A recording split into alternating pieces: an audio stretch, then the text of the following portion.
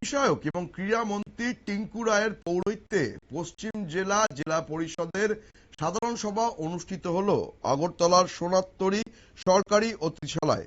এই সাধারণ সভায় উপস্থিত ছিলেন জেলা পরিষদের ভারপ্রাপ্ত জেলা সভাধিপতি বিশ্বজিৎ শীল, মন্ত্রী টিঙ্কু রায়, বিধায়িকা অন্তরা দেব সরকার, বিধায়িকা মীনা রানী সরকার সহ জেলা পরিষদের অন্যান্য সদস্য এবং সদস্যরা।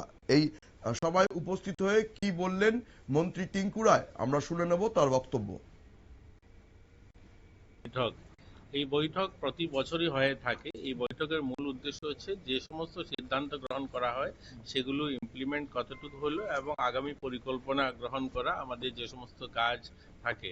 তো বিশেষত আমার আসার উদ্দেশ্য হলো আমাদের সোশ্যাল ওয়েলফেয়ার দপ্তর প্রত্যেকটা মানুষের সঙ্গে জন্ম থেকে মৃত্যু অবধি সম্পর্কিত এবং আমাদের দপ্তরের কাজগুলো জেলা পরিষদের মাধ্যমে, সমিতির মাধ্যমে বা পঞ্চায়েতের মাধ্যমে সাধারণ মানুষ পর্যন্ত পৌঁছানোর জন্য যেন আরো বেশি প্রচার ঘটে তার জন্য আমার উপস্থিতি এবং আমাদের শ্রম দপ্তরের অনেকগুলো বেনিফিশিয়ারি স্কিম রয়েছে সেগুলো নিয়ে আলোচনা হবে বা অঙ্গনওয়াড়িগুলোকে স্ট্যান্ডার্ন করা, সেগুলোকে সক্ষম অঙ্গনওয়াড়ি তৈরি করা, এই সমস্ত বিষয় নিয়ে আজ মূলত আমাদের বৈঠক এবং সরকারের সমস্ত লাইন দপ্তর যত রয়েছে সব দপ্তরই উপস্থিত হয়েছে।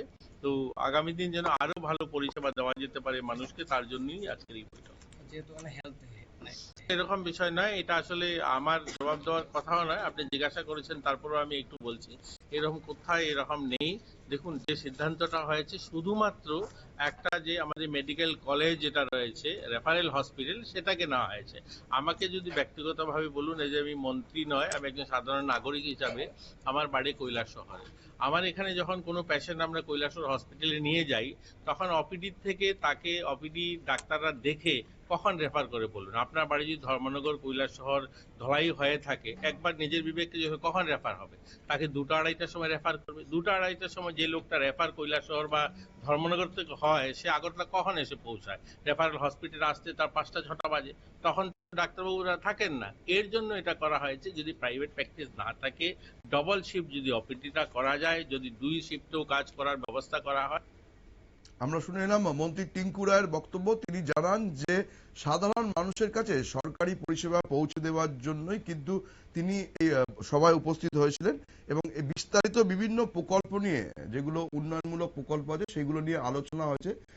তাকে দেখা যায় যে ডাক্তারদের যে প্রাইভেট চিকিৎসা সেটা নিয়েও তিনি মুখ খোলেন। সংবাদ এখন এ পর্যন্তই। পরবর্তী সমস্ত খবরের আপডেট পেতে নজর রাখুন একমাত্র নিউজ ভ্যানগার্ডের পর্দায়।